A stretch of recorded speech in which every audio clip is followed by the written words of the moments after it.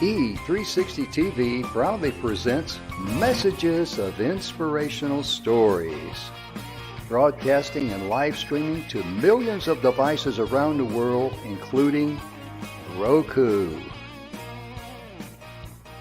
and live streaming to Facebook Live. Also on Amazon Fire TV and to Twitch. Also Android TV and Periscope. Broadcasting to Apple TV and YouTube Live. Proudly brought to you by our host, Donna producer and host, Mikayla Vidal, host and administrator, and Jim Grant, producer and host. Proudly brought to you by the 6minutewebinar.com.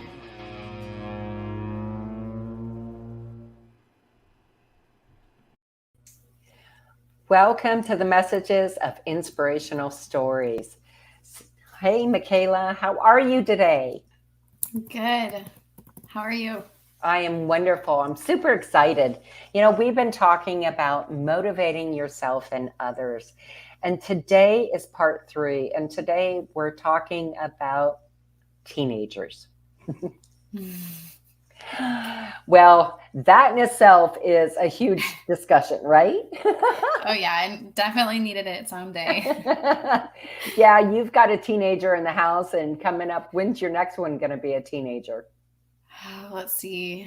She's in 3rd grade now, so okay, a few years, but a few years. Okay, before we know it, right? Yeah. Sometimes I think with having a teenager already, it kind of comes a little bit earlier, a little attitude and everything like that. Well, and girls, it's a fact that girls mature quicker than boys do, and you have an entire house full of girls. So many of them. And another girl on the way. So many personalities. Oh, yeah. So many personalities around the house. So many attitudes. Then you add the hormones when they're at the point, and it's like, I'm going on vacation. I'll see all of y'all when you're like adults. Yeah. Jim and I were talking about it, and I told him that Ruben, your husband, had just better get all male cats or dogs, whatever, so that he feels a little more balanced. Yeah, when we found out the baby was a girl, he was like, well, that just means we got to get another boy dog, because we have 2 boy dogs. And I'm like, no, we don't need no more animals. The kids are animals. Like, we're good. Oh, it's totally fine. A house without an animal is truly just, in my opinion, because I'm a big animal lover, it's a little sad. It is. And you don't realize it until you finally have an animal. Right. And it just kind of completes the whole house. And kids are so gentle for the most part with the animals. Mm-hmm. And they love them. They're a really good companion. They are. Last night, this is so funny. So our cats like to, of course, chase our feet in bed, right? And so we only have one male cat, and he is hell on wheels, to be honest with you. He's awesome, super sweet, but he is all over everywhere. Never in my life have I had a cat that is that quick. Like, wow. Zoom, he is gone. And I've had cats literally since I can remember. And so he was chasing our feet, and he was chasing mine, and then Edgy was moving his foot, and he kind of stopped, so I took my leg under the cover, kept moving his foot, and he goes, oh, that's just mean. And I'm like, better you than me. Right? Oh, too much fun. But, we talked Monday and Tuesday about motivating the little people and how it is really different, and even motivating the ones who are like your youngest, who's 1. And although she's, not verbal yet, motivations is still there because she understands come here. She understands, Oh yeah. all of the basic things. So motivating her is super important at that young age. And as they grow and building up that motivation, because in all honesty, my children are grown. My oldest will be 29. Hard for me to swallow that one. But um, they need that motivation from their Oh yeah. parents. They need that inspiration. And the beautiful part about motivating our children is that we motivate ourselves through osmosis, really, when we're motivating our children. Oh yeah. It's a reward to see them being motivated and knowing that they can do it, and then being so proud of them, or they're proud of themselves and then you're proud of them, and then it's like your own pat on the back in Right, return. right. And they need that because, the world we live in today is unfortunately full of a lot of hurtful things. It's full of a lot Hmm. of grief. It's full of an immense amount of negativity. So the more Yeah. I feel that we can do with our younger generation in lifting them up, the better off our world will be. Oh yeah, for sure. And it all starts at home, and from there it can just blossom outwards. Right. And it helps them create a balance in their life. As an energy Hmm. coach, that's something I talk about a lot. When I do coaching for my high energy coaching, it isn't about being super hyper. That's not what having high energy means, at least in my world. Okay. Right, right. Because we can't sustain ourselves on that super hyper level. Hmm. Right. And so to me, if somebody is super, super hyper all the time, I kind of got to wonder if they're a little bit inauthentic because our bodies just, and there are those who, naturally are, but it's few and far between. But Right. teaching our children to have that balance, right, in their emotions. And that's where helping to motivate them in everyday simple things that will help carry them forward to when they have issues, problems in life, problems with friends, problems with, boyfriends, girlfriends, just communication. It helps build that foundation. And having that foundation starting from the young age and building it all the way up. My children, like I said, are grown and I'm still their number one cheerleader, and I always will be. Right. I Right. always will be. That's my job as a mom. That's my For job. sure. So, when we were getting ready to do this show, we found some incredible quotes that we're Hmm. going to be um, reading for you that I think are just so profound. Mikayla, what do you think? I would agree, and I think when it comes to quotes, especially like really popular quotes, I think they can be extra motivating, especially to the teenagers who are going to understand what they mean more. Hmm. But I think it helps out because it's, especially if it's coming from like a really well-known author or public figure. Whereas if mom's just saying, "You got this, you can do it," it's different Right. when it's in somebody else's words, and it probably hits them a little bit differently too. And they can be really inspiring. Absolutely. I remember my father telling me things when I was young.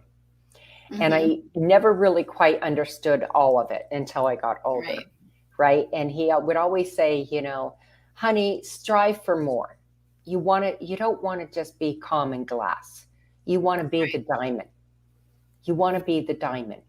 And, for a long time, I just kind of scratched my head like, what the What? heck, dad? Glass, diamonds, whatever.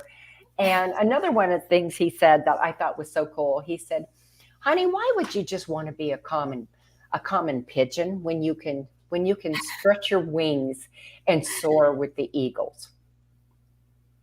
You're like, what does a bird have to do with me? Right?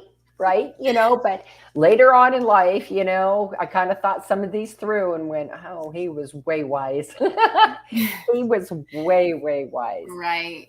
And some of the things that I think motivating and correct me if you think I'm wrong, but I think in motivating our children and our teenagers Mm-hmm. helps them navigate in this world because like I live in a big city. Okay. I live in the fifth largest city in the country. And so there is an awful lot we see here. Right.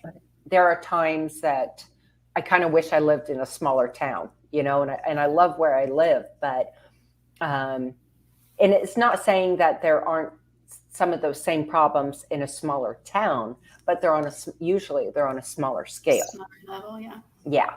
And so having that motivation helps children when they come across things that that aren't right, that they know is against their morals, their values, and their integrity, and that of their family and what their family stands for. Mm-hmm.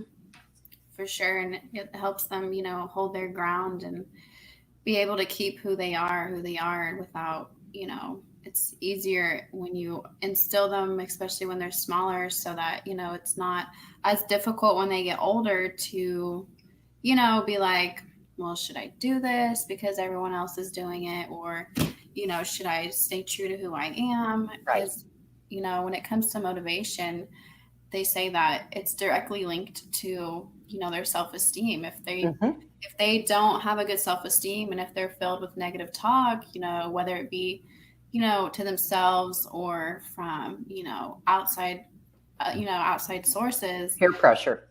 yeah, that's what they're going to hear. But if they're filled with, positive reinforcement, and, at home, they're always getting, the positive help and, the motivation, they're naturally going to have that with themselves, and they're not going to, struggle within as much. They will struggle with the, should I, it's going to happen, but it's going to be easier for them to be more motivated and be like, I don't want to be like that. I don't want to make those decisions, and this is why this is who I am. Right. It helps them a lot. Right. And to stand strong in their values and their integrity. And that is just huge, especially in the teenage years when they get around, alcohol, drugs, Oh yeah, that kind of thing. It's and I've shared on the show, I have a child who has got addicted at quite a young age, and it has been a huge struggle. It really has been. And most of it was truly peer pressure. Right. And it's sad, It is sad. And we lived in a beautiful little community. But like I said, it really doesn't matter where you live. It's going to be there. Yeah, it's everywhere. Yeah. Right. And if it's not there directly, it's seen on TV. I mean, it's not physically around them, it's, school, everyone's talking about it. Because I always hear about people, the reason why they want to homeschool their kids, which, you can get away, you can kind of control it, but, you have to, they're still going to be out in the world. You can't shield them forever. They're going to see it, TV, social media, one way or another, it's going to be out there. So, absolutely. It's definitely to be open and, explain to them who they are, make them know who they are.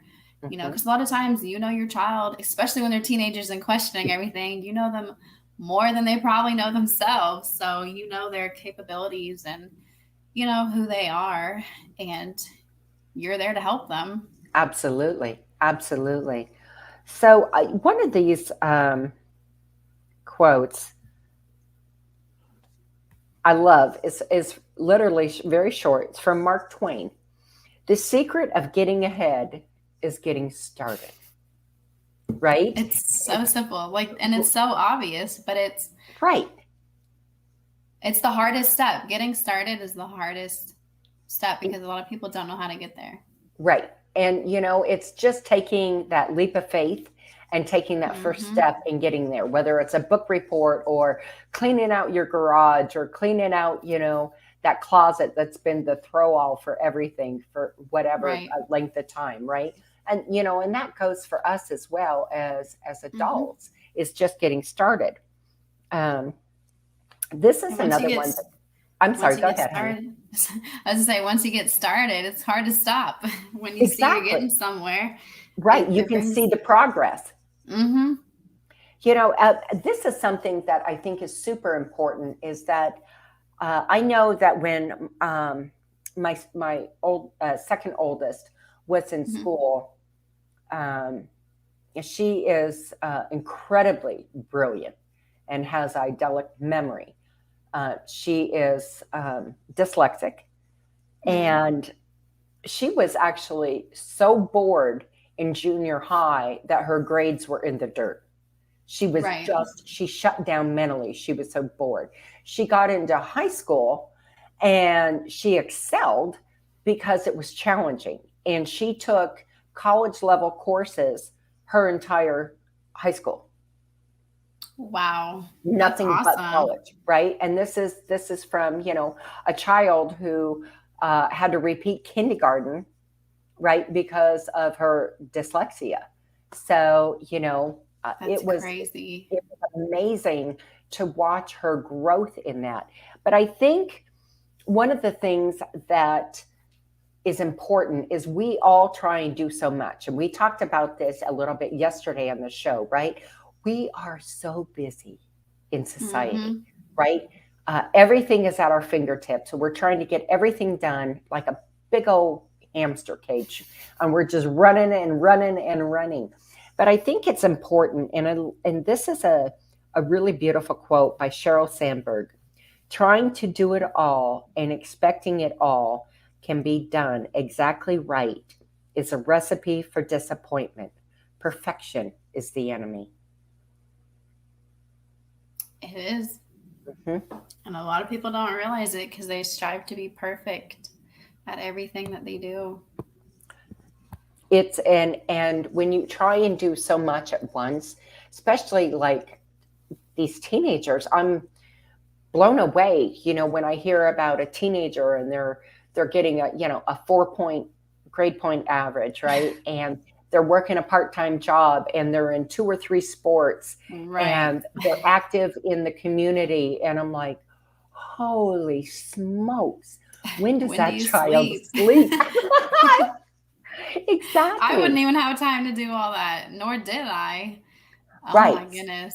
And you know, those are, in my opinion, awesome super achievers. But you know, sometimes we get so busy that they want that perfection. They want that perfection. And, you know, none of us are perfect. And I think it's so important that we instill that the goal is not to be perfect. The goal is to keep trying. Right.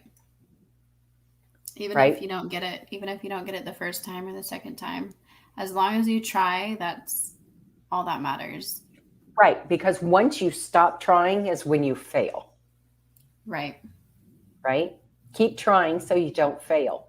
And that's really important. That's really important. And that actually brings up a quote from Albert Einstein, where he says, "You never fail until you stop trying." Perfect. Right there. Right there. And, you know, he was just a little bit smart. Just a teensy bit. Just a teeny bit. Just not much, but a little bit. He probably had the 4.0 and did like 5 sports. Right. This is one from Mae Jemison. Never limit yourself because of others' limited imagination. Never limit others because of your own limited imagination. And that is huge. You know, I think we did a couple weeks ago, our show was about young entrepreneurs. And Jim and I were blown away, Mikayla, at these entrepreneurs starting at like 7, 8 years old. Yeah, they're young. Yeah. And the beautiful thing about that whole thing was that they had the imagination and their parents didn't squelch it. Right. Right. So it is our job to build it up and not limit our children, you know, guide them and have that wise counsel and motivate them, but don't limit them, because when we Right. limit them, we're limiting their growth for life. Right. And it can cause them to be confused, with who they are because, well, it's like, well, if I'm not allowed to do this, or, mom, dad won't let me, you know, let, if they like to, paint, but they're like, nope, that's just for fun. You can't do that, and sell it, something like that. It kind of, ruins what their hopes and dreams. There's a lot of Oh, parents who try to live their hopes and dreams that they weren't able to through their kids. And that's like the biggest like mistake you can make for your kids. I would agree That's the with that. opposite of motivating. Right. I would agree with that. I remember my ex-husband and I had that discussion. He had wanted our son to go into basketball and baseball and this and that. Mm, And I said, typical. why? He doesn't have an interest in it. He said, well, I did it. Right. I'm like, okay, you did it. You Yeah. And he looks you at me and already goes, did your yeah. thing. He goes, yeah, I did. And I said, I know, but you Yeah. did it. That's you, not him. Let him find Right. his own path. Let him Mm-hmm. journey and find his own niche that he's comfortable with. Don't put your Right. interests on him. And if they happen to be the same interests, that's amazing. My Right. youngest daughter ran track. I don't know how she did hurdles because she's 5 foot nothing, but that girl could sail over some hurdles. Let me tell you, I have got the longest legs for a 5'6" woman you've ever seen in your life, and I could never do a hurdle, but I could run like the wind, right? So it was really cool to see her in track, although Mm-hmm. she did something that I couldn't do. I Right. just like to do straight running. I was a sprinter 100%, and she'd do these hurdles, and it was amazing to see when Right. the hurdles literally coming up to her stomach. Oh yeah, they're high. They are, and she's sailing over them, and I'm sitting in the bleachers going, holy cow, how do How do those you do short little that? legs of hers get over those Reach hurdles? over them. That's funny. Hey, she did it. She Right.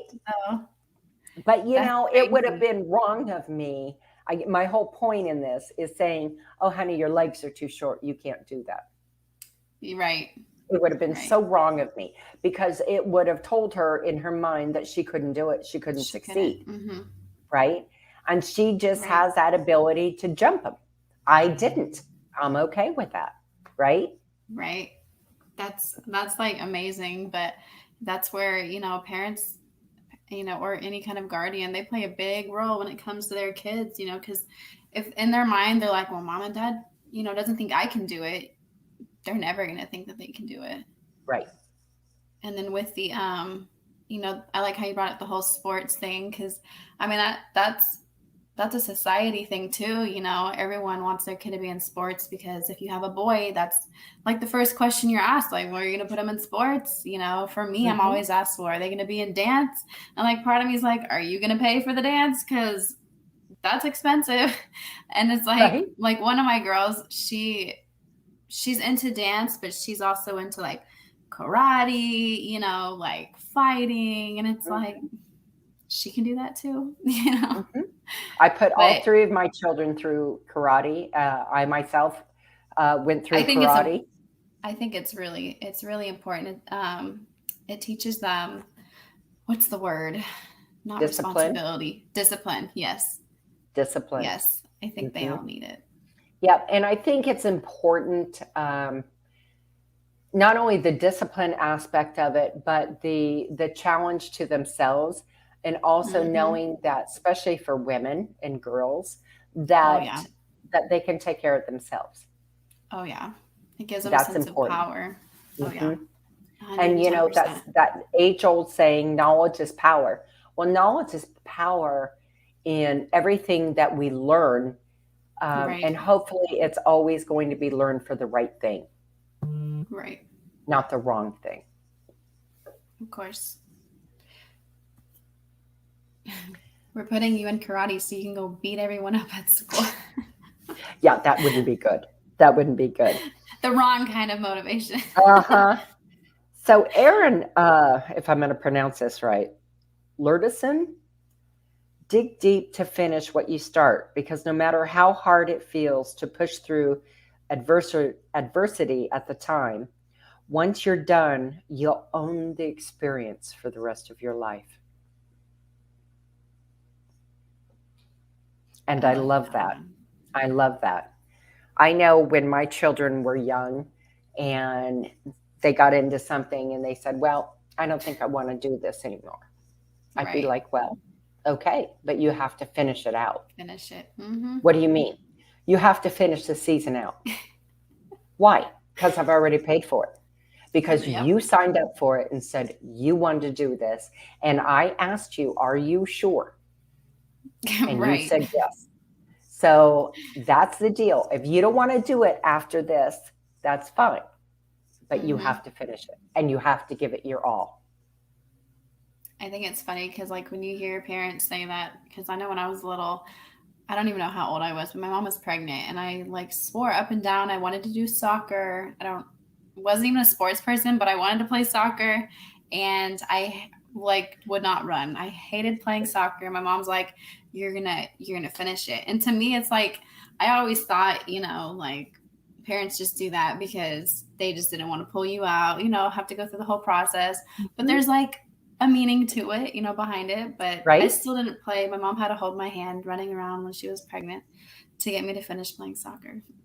Right. And now as a mom, how much more do you appreciate that? I wouldn't do it. I would make them go by themselves. But I mean, I really don't remember it. I was really young, but I'm just. But you appreciate her making. She didn't raise no quitter. Okay, right? Mom. I do, because even though I don't remember it, like just the story, it's like, she still made me go out there and do it and try, even though I didn't want to do it. And I never did it again. Everyone else did it, but, just she didn't raise no quitter. I wanted to quit and she wasn't going to let me quit, right. Especially when you're little, if you let your kids quit all the time, whether they don't like to do something or whether it gets too hard, if you let them quit, it's kind of hard to motivate them to keep going when in their mind, it's like, well, during this situation, I didn't have to finish it. Right. So that's where the whole actions thing comes into play, Well, and it can also set up a mental pattern for the rest of their life that they don't like it. I can quit and go do something else. And then I can quit and go do something else. That's true. Right. So, that's part of the whole motivation and understanding behind it, that, there are certain things that we set in place for our children to do. And there's reasons we do it. I cannot even count on all of my hands and toes and yours and 6 other people how many times my children told me I was mean. I don't like you, Mom. I hate you. You just don't understand. I mean, the list goes on and on and on. And I just look at them and say, okay, I love you too. Sure. I didn't say I love you. I said, I know that maybe, but I love you. Still love you. You can hate me all you want. I didn't birth you to be your best friend. Right. Best friends when you're older.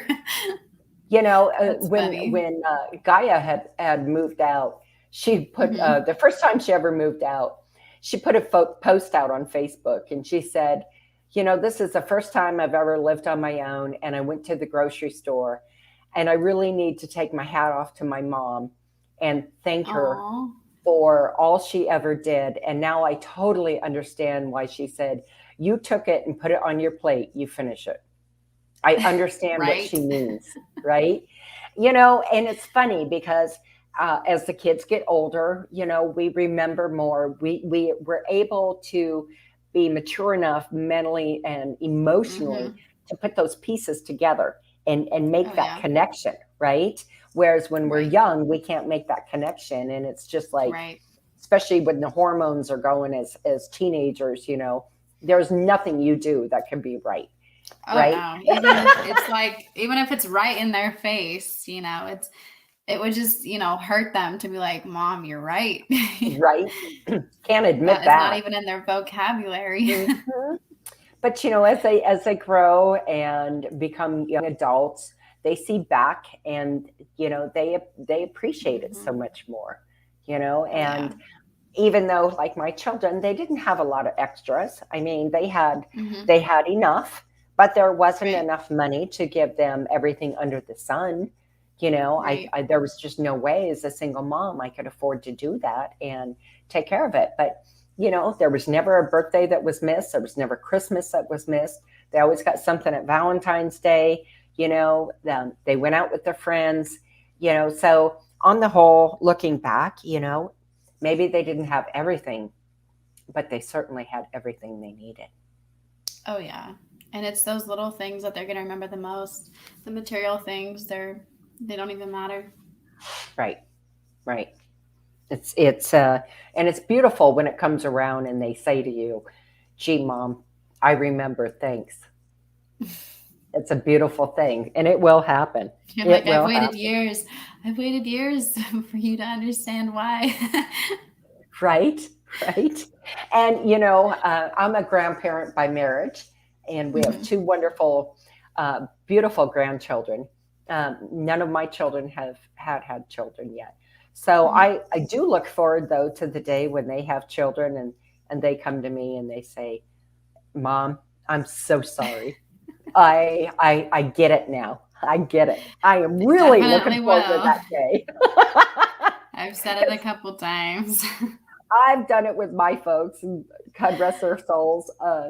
But I remember calling them up and saying, "Oh my gosh, I am so sorry." And all they do is laugh because they're Uh-huh. like, I knew this call would come. We just didn't know when, but it was coming. Right.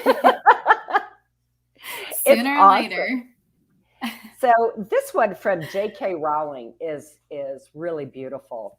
It is impossible to live without failing at something unless you live so cautiously that you might as well not have lived at all, in which case you fail by default.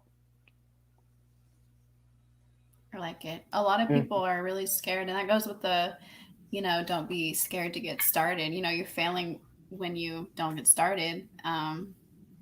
A lot of people are so scared to just make that step, or Right, are so cautious because of the what ifs, the outcome. This is the outcome for somebody and it didn't work for them.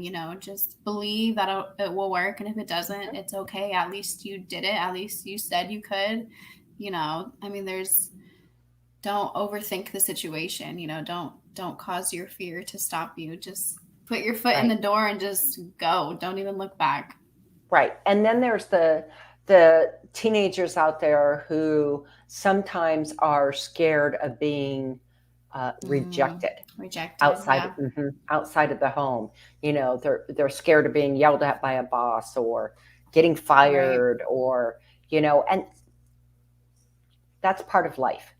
That's part of Right. the growth process, the maturity within.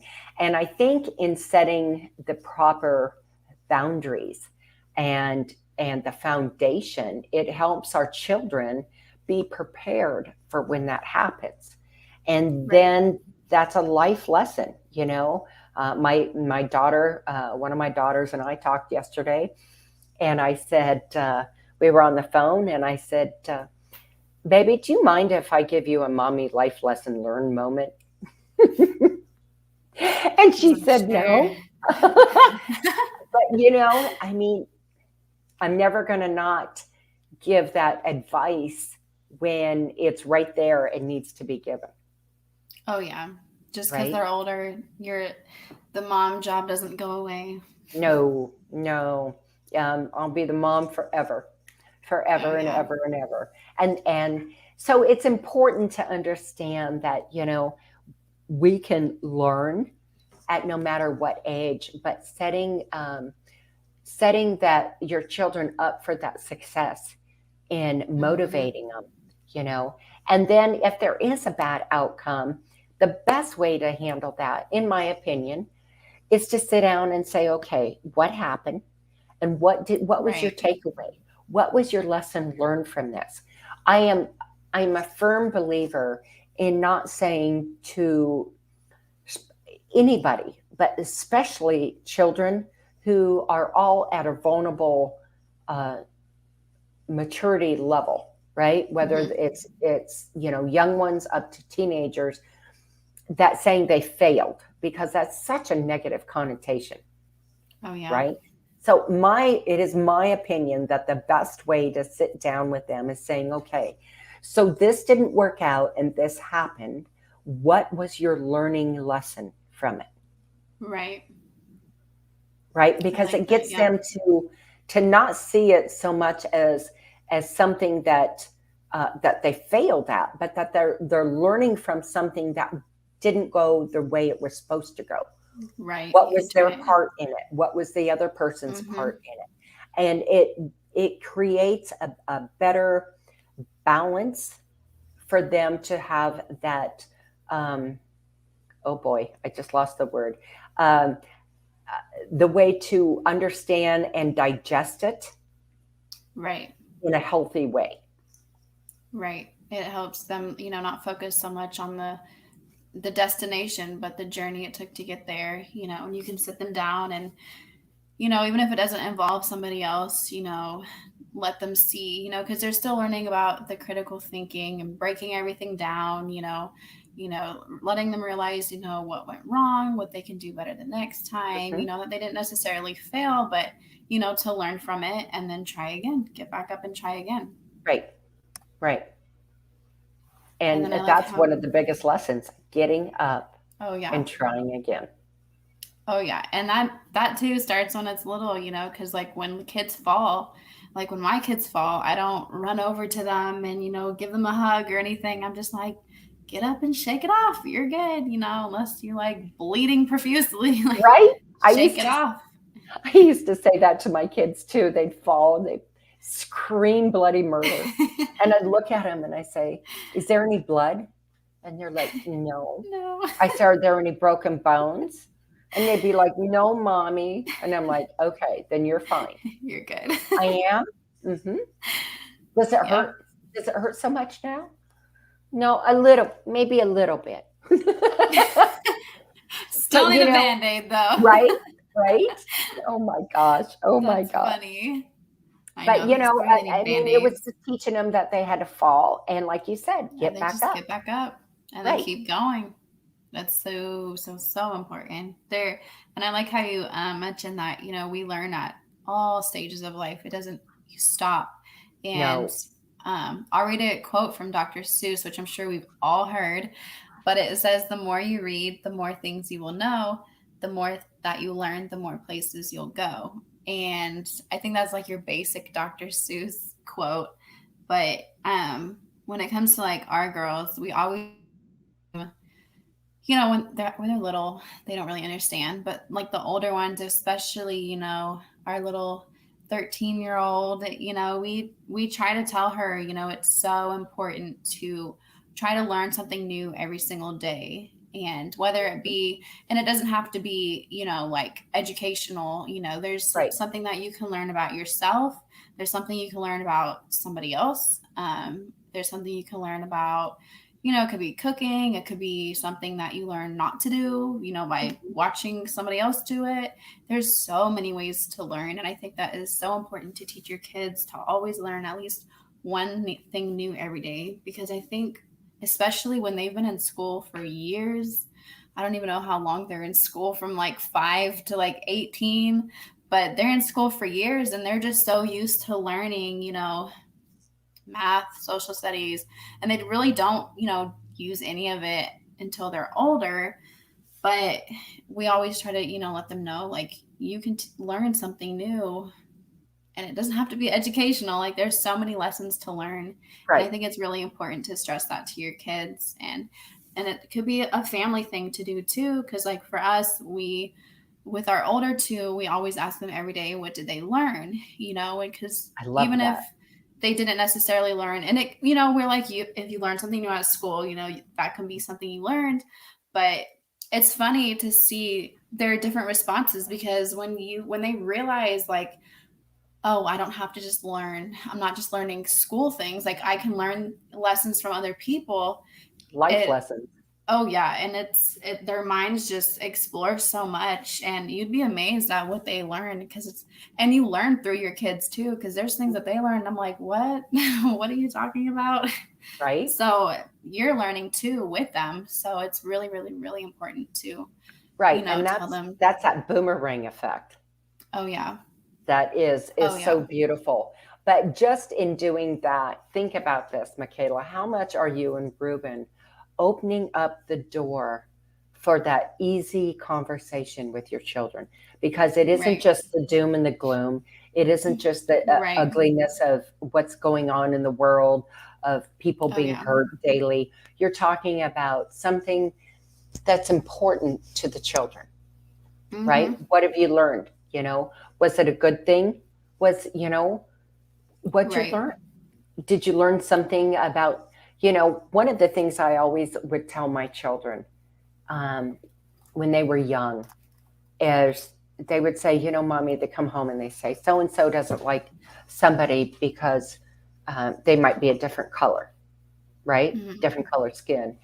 And I used to say to them, I said, well, baby, that's on them. That's not you. Right. And I said, Right. because let me tell you something, this is how it works. We all bleed the same color. And you don't Right. dislike somebody because of the way they look. You dislike Mm-hmm. somebody because of who they are. And it Right. doesn't mean you have to hate them. It just means that you don't want to be in their presence because it doesn't fill your cup. It doesn't fill your Right. heart, right? So that's the only thing you need to take with you. And they pretty much have remembered that their entire life. And Right. that's a proud mom moment that I instilled that from when they were just little, because Gaia started actually going to school when she was 4, Mm-hmm. and Josh was 5, and T was 6 because of her birthday. Right. She was 6. So it was a moment that, you know, that little lesson that I would talk about here and there when it would come up again has Mm-hmm. carried with them throughout their entire life. And those are the important lessons too. hmm And because let's be honest, who wants to be judged? Who wants to be judged Right. by, I've got curly hair and I don't like people with curly hair. Okay. You know, Right. I mean, Right. it to me is just the silliest thing in the whole world. But It is. how we relate that to our children is everything. It is just to have them realize that we are all the same. We're all God's I mean, creatures. oh yeah, that in itself takes them so far.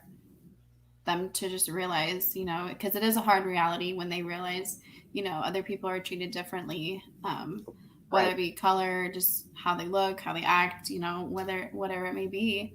A name. And yeah, making fun of names.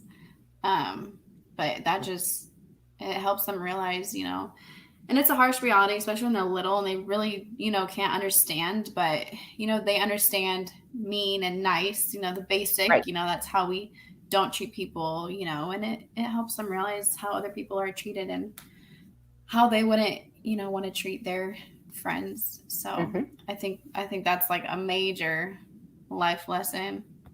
That goes right back into the golden rule, Oh yeah, for you know. sure. And and the sad thing is that bullying has been around forever. I It's mean, it never going to hasn't. It leave. has always been there. Unfortunately, Mm-hmm. it has always been there. It was there when my folks were young. It was certainly there when I Right. was in school, um, because of my last name was so hard to pronounce and is, um, and I was constantly tormented for it. I remember I was like one of the first kids to ever get glasses. I was 9 years old when I first started wearing glasses. And so, Mhm. out came the names, Four Eyes, and you got that funny name, and you've got that weird wall in front of your house, and your house is painted green. So they would always call me Green Wall. And I'm like, why are they so mean to me? They come up with like the most like random things too. It's like, Right? what is a wall at my house have to do with anything. Exactly. With my last name, okay, whatever. Right? And the Kids are so beautiful thing crazy. is most of those kids obviously have outgrown it, right? Right. But it is still difficult in our children when they come home and their feelings are hurt. It's very Yeah. difficult. And as a parent, my gosh, that's the last thing in the world we want. We don't want our kids to be hurt and feeling bad about themselves because of what Right. somebody else said to them. So, that's why, it's just this mom's opinion and of course, Mikayla, that motivating your children and letting your children motivate you and say, what if you came home and said, gosh, baby, I had a really bad day. It was just a rough day at work. And they would come over and say, I'm sorry, and hug you. And what if we just said, why don't you tell me something that will make me feel better? Right. Right? So it teaches them whatever that might be out of their sweet little mouths to say something beautiful to you. And I promise it's going to be something you're going to remember probably the rest of your life. Oh yeah. Because you always remember how somebody makes you feel. Hmm. Always. Absolutely. And our children are no different. I know at Christmas time in my house, my oldest would feel so bad that I didn't have enough presents that he would say, I'll be right back, mommy. And he'd run like crazy into his room and come back with, it could have been a rock, it was a little Right. car. It didn't matter. He said, I forgot, mommy. This is a present for you too. Oh, it's the And, thought that counts. right, But they don't even realize, like, kids are so innocent. Like, they don't even realize, like, what that does to a mom. Like, they don't even realize what they're doing. right. Like, we It could was care less about the rock, but it right. means so much. Exactly, exactly. And it was so sweet. It was so Mhm. sweet that they would think, well, gosh, my mom didn't have enough presents. So, I'm going to make sure she gets some more. And the best part was, they would give me their favorite rock or their favorite little Right. toy, right? And I'd be Something like, that they wouldn't even let their siblings touch. exactly, exactly. And then I don't even remember now how in the heck I got it back in their room. I probably said, why don't we play with this together? And then they sort of Right. being the toddler property laws that they do. Oh, it's mine. I'm going to take it. Yeah. I didn't give it to you. Right? I gave it to you, but now I'm taking it back. Only for Christmas. Christmas is over. That's what mine would say. Right? Only for Christmas, only your birthday. And that is it. Drawing the line there. It was just a temporary gift. Hmm. Right. You can't keep it forever. That's Um, funny. one of the last, I love this one from Confucius. And we talked about this, but I think it's so important for all of us, no matter Mhm. our age, whether we're a year or whether we're 99, it just doesn't matter. And this is by Confucius. It does not matter how slowly you go as long as you do not stop. Right? Rome wasn't built in a day. We've heard that forever. But it's so true because sometimes getting to that finish line, especially for children, seems like it will never happen, that it will never happen. And so, one of the things that um, I think helps is breaking it down by steps, Mhm. right? Okay, so you've got this whole big project. What's the first thing you have to do? And what's the Right. second thing? And so when they tell you that, say, okay, but now do you see this? You just broke it down. You don't have to look at the whole project. Just look at the first step, Right. right? And so breaking it down is that motivation to make them see, oh, I can do this in little bitty chunks. Oh yeah. Especially for teenagers, they look at one thing and they're like, "Oh, this is gonna be too hard. Just Hmm. toss it in the trash or whatever." But when you break it down and they realize, you have this step to do, and then when that step is finished, they see for themselves that they're able to do it. It's not as hard as they thought. Right. you know, being able to break down those little details of the things that they have to do to get there, whether, and, you know, it doesn't have to be, you know, school related, it can be any goal. That's what we do. And we also set, when it comes to like goals, we always have our kids set goals for themselves. And we have, like, you know, the small, like the short-term goals and the long-term goals. And we keep, you know, we ask them like, what are you going to do to get there? You know, because you can have a goal for, I want to learn Spanish, a new language, right? Mm-hmm. But it's like, you know, what are you going to do to get there? How are you going to practice? You know, how often are you going to practice? What are you going to use to practice? You know, like, what do you need? What can I do to help you? You know, Right. being able to motivate them to know that they can do it, and to know that, yeah, it may take a little bit to get there, but that they can do it. And it's easier when they break it down and when Right. they understand, you know, how to get there, so that they're not trying to jump from like step 1 to step 100 in 2 days, and let them realize, you know, it'll take time. It'll Mm-hmm. take time. And, you know, about the whole Rome thing, you know, it's let them realize, you know, or when they're littler, even when they're like teenagers, you know, when they're still not really understanding, because, you know, they want to have time to go play with their friends and Mm-hmm. do this, do that, have a life, feel like they're doing something with themselves, you know. So they're like this and they want to get everything done like this. You know, you can take them somewhere to go, you know, if they like to cook, you know, pick a recipe like bread. Bread doesn't Right. take, you know, 24 minutes to cook. You know, that they can realize the process that things take, you know, and you can make it fun. You can try to make bread in 10 minutes. Don't Right. cheat. Don't use the instant bread or whatever. I'm sure it's possible some way or another, you know, but, you know, show them what happens when you try to rush things, and show them what happens when you do it, doing the, you know, steps that it takes to get there, you know, because sometimes kids, you know, learn by seeing for themselves, you know, because you would think, especially as an adult, and it's like, how can you, you know, because sometimes you just look at your kid and you're like, especially when they're teenagers and they're trying to argue with you, and you're like, how do you not see that this is not going to take like 5 minutes? Right. What are you missing? You know, so sometimes it takes that. And sometimes it takes, you know, for like school, if they're unmotivated in school, you know, that's one thing. It's hard to, you can motivate them, but if they're not going to do their homework, they're not going to do it, you know, or they're going to do really bad on their test or not study, whatever the issue may be.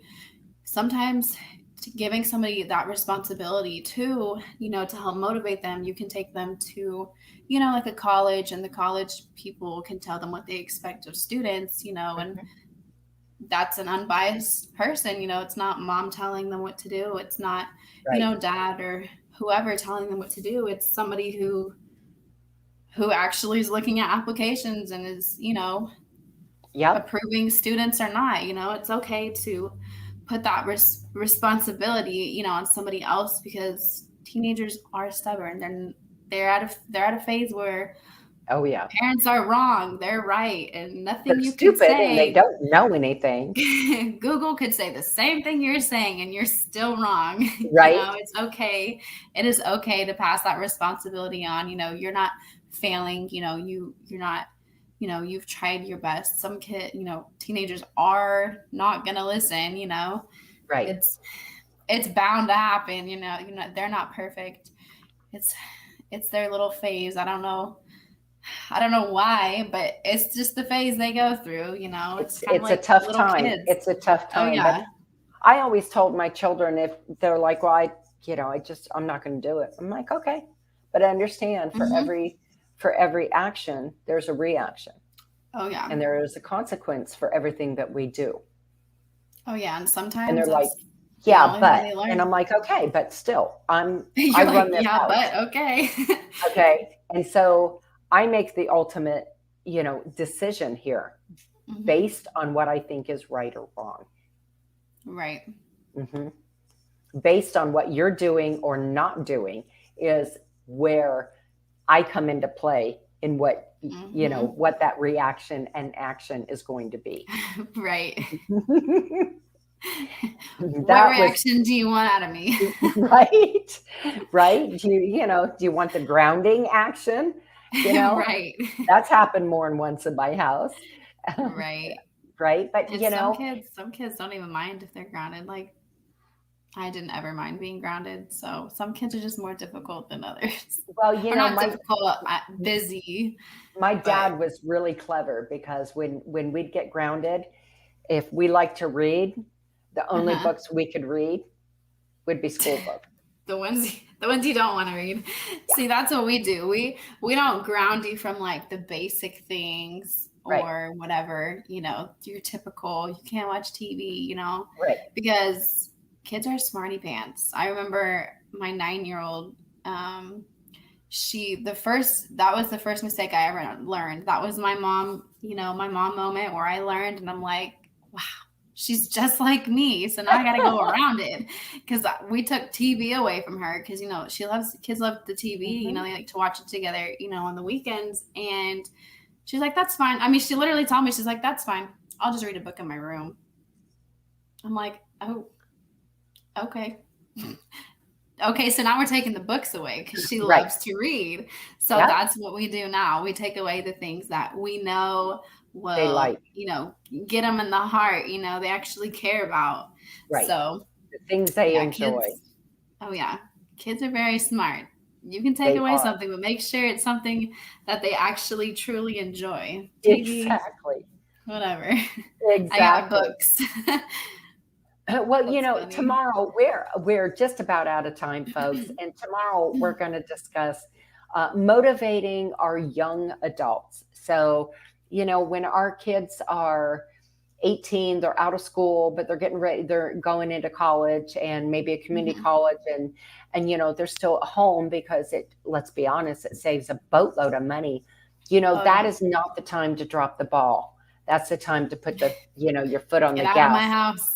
and help motivate them. So we're going to be discussing some ways to do that tomorrow. We want to thank you for wherever you are, whether it's morning, afternoon, or evening, for joining us. We know that you could spend your time anywhere, and you chose to spend it with us. So honestly, please know we are extremely grateful that you're watching us. And we hope that we've touched one heart, one soul, and given some advice that will help somebody in their time of need. We'll see you tomorrow. Thanks, folks. Bye.